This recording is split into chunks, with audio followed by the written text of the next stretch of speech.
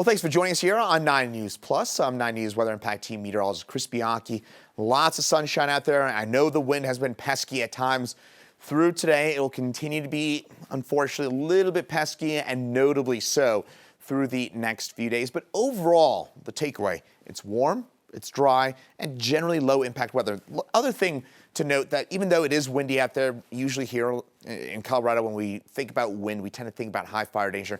The good news is that the fire danger is not going to be high really over the next few days. We picked up so much precipitation. We had all that snow, not only in the Denver area, but of course the mountains as well over the last week or so, that fire danger stays generally low, that we'll have to keep an eye maybe later this week, but dry and warm and windy. That's the main takeaway as we head over the next few days. Wind gust forecast. We are still talking about some of those gusty winds this afternoon for us along the Front Range as well as into the near mountains. So you get up above 6,000 feet. Those east-facing slopes will be on the gusty side in Denver. 20, 30 mile an hour winds around for us throughout the rest of the day. Tomorrow, probably a little stronger with those winds, maybe 30, 40 mile an hour winds for tomorrow and the mountains. We're talking about some 40 to occasionally 50 mile an hour winds through the day tomorrow as well.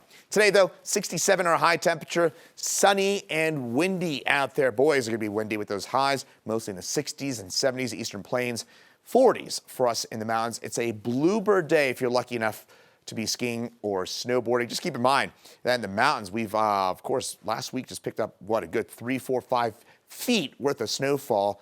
So, hey, we got the powder and you got those nice conditions. Kind of a nice, I'd say, combination there. Meantime, the reason why it's been so warm through the day here in Denver, or at least a big chunk of it, and the reason why we had really warm low temperatures this morning, we had these downsloping Chinook winds. When those winds downslope off the Rockies, they accelerate, they dry, and they warm in that process, and the result is it's pretty balmy out here along the Front Range. Now, a few snow showers possible for us in our far northern mountains up by, say, the Parks, the Elk Heads, and the Gores. But overall, it's a low-impact snow forecast over the next little while, with temperatures mainly ruling the picture. That said, a few spots here at or above pass level, so you get to 9,000 feet, 10,000 feet.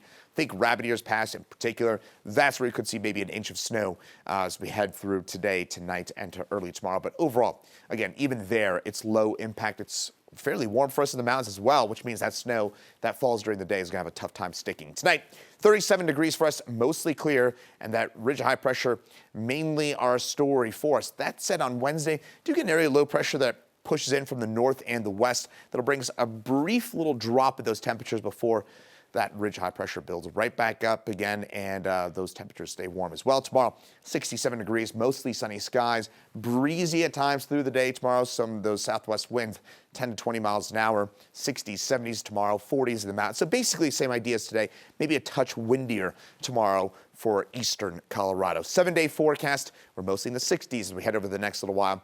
Brief blip in temperatures with that ridge of high pressure, or that area low pressure I was showing you on Wednesday. But otherwise, the next thing we're kind of really watching for next week, next Tuesday, Wednesday, an interesting look to it. And I say this all the time, when you're at 60 plus for a prolonged period, so think about, February and March, which March and April are two snowiest months of the year. That's a story for another day. But when we get into the 60 to 70 degree range for a prolonged period this time of year, you know it's fall spring, right? So we're not getting lulled to sleep here. To flip back to it, you usually have to undergo some sort of dramatic change, and that change process is what often leads to snow events. Point being, when it's 60 plus in late February or early March, usually active weather follows it, and that could be the case next Tuesday and Wednesday, some computer modeling indicating that potential. But until then, if you like the warm weather, enjoy it while we've got it. We're in the 60s over the next little while.